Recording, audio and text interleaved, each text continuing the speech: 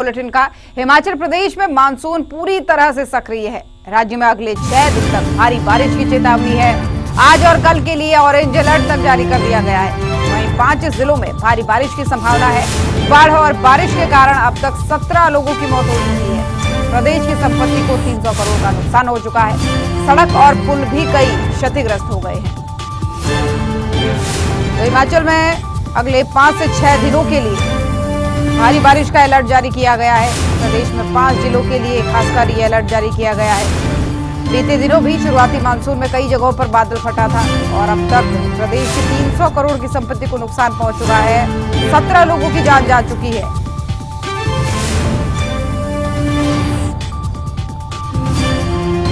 तो आफत बनकर बारिश बरस रही है हिमाचल प्रदेश में। लोगों को कई नुकसान हो रहा है, कई लोगों की जान चली गई है और अभी भी आने वाले कुछ दिनों तक यानी लगभग 1 हफ्ते तक खतरा है हिमाचल प्रदेश में। तेज बारिश और आंधी की संभावना बताई गई है। कई जगहों पर बादल भी फट सकते हैं। और हमारी सहयोगी सृष्टि शर्मा इसी खबर पर कुल्लू से हमारे साथ लाइव जुड़ चुकी है। सृष्टि, आने वाले 6 दिन खतरनाक बताए गए हैं फिर से मौसम के लिहाज से, आपके पास क्या जानकारी है? बिल्कुल ज्योति, अगर बात करें तो आगामी 6 दिनों के लिए प्रदेश में फिर से मौसम बिगड़ सकता है। आज यानी कि 29 जून और 30 जून को प्रदेश के अधिकतर इलाकों में ऑरेंज अलर्ट जारी किया गया है, जबकि बाकी दिनों में येलो अलर्ट रहेगा। इस वक्त मैं कुल्लू की फिलहाल बात करूं तो कुल्लू में अभी कुछ देर पहले तक बारिश हो रही थी और हालांकि अभी भी आप मेरे पीछे की पहाड़ियों पर देख सकती है कि किस तरीके से बादल छाए हुए हैं। ऐसे में लोगों के लिए ये जो पूरी इस वक्त का मौसम बना हुआ है, कहीं ना कहीं लोगों में ये डर भी सता रहा है कि कहीं कोई इस तरह की घटना फिर से ना हो जाए, कहीं बादल फटने की घटना ना हो जाए। हालांकि फिलहाल जो है वो यहाँ पर बारिश रुकी हुई है, बारिश थमी हुई है, लेकिन कहीं ना कहीं अगर मौसम आज फिर बिगड़ता है तो जो सर्च ऑपरेशन सेंज के इलाकों में चल रहा है उसमें भी यहाँ पर खलल पड़ता हुआ नजर आएगा। मैं आपको बता दूं कि बीते दिनों जब बादल फटने की घटना कुल्लू में सामने आई थी तो सेंज में सबसे अधिक नुकसान हुआ था। इस दौरान हालांकि एनडीआरएफ की टीम सर्च ऑपरेशन में जुटी हुई है, क्योंकि 3 लोग जो बह गए थे उनके शवों की तलाश की जा रही है और बीते कल भी एनडीआरएफ की टीम को एक शव यहाँ पर बरामद हो गया था और अब 2 शवों की तलाश में ये टीम जुटी हुई है।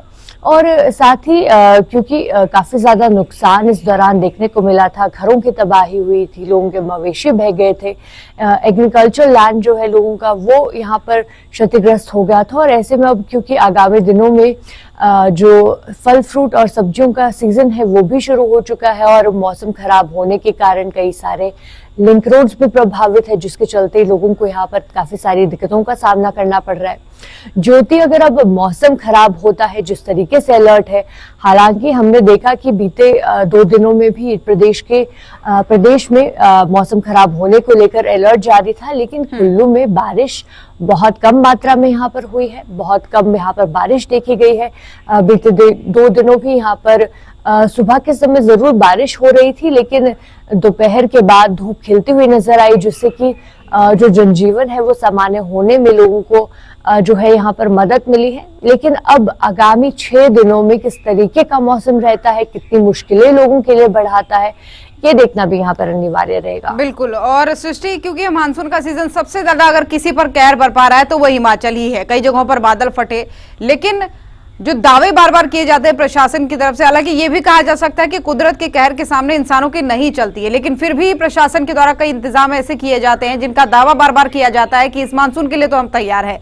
तो उस तरीके के कुछ दावे सफल होते हुए क्या नजर आए?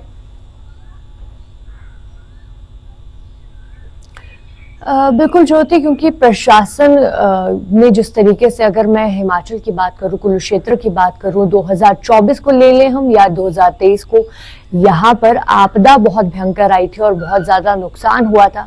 ऐसे में प्रशासन के द्वारा ये दावे जरूर किए जा रहे थे कि वो इस बार 2025 के मानसून के लिए पूरे तरीके से तैयार है।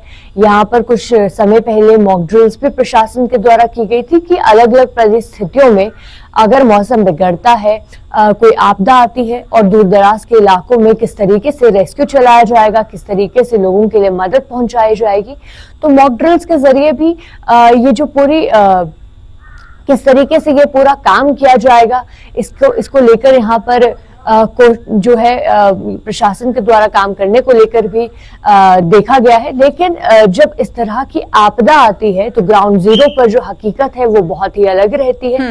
हालांकि अभी जब सैंज में भी बादल फटने की घटना सामने आई है तो प्रशासन ने तुरंत मौके पर वहां पहुंचकर लोगों को राहत पहुंचाने का काम किया है और जिस तरीके से जो मशीनरीज है जिसकी आवश्यकता पड़ती है, चाहे रोड्स की बहाली का काम हो या फिर लोगों को बेसिक सुविधाएं देने की बात हो, जिस तरीके से विद्युत आपूर्ति का एक बड़ा जो मुश्किल है वो लोगों को यहाँ पर झेलना पड़ता है, ये बेसिक चीजें हैं क्योंकि सड़कें बाधित हो जाती है, विद्युत आपूर्ति बाधित हो जाती है और साथ ही पानी की एक समस्या जो एक बेसिक नीड्स लोगों की है उसे बहाल करने की कोशिश में सरकार यहाँ जो प्रशासन है वो जरूर जुटा हुआ है। लेकिन मैं आपको ये भी बता दूं कि बीते दिनों जिस तरीके की बारिश हुई थी उसके बाद भी जिब्बी का जो इलाका है वो अंधेरे में पसरा हुआ है।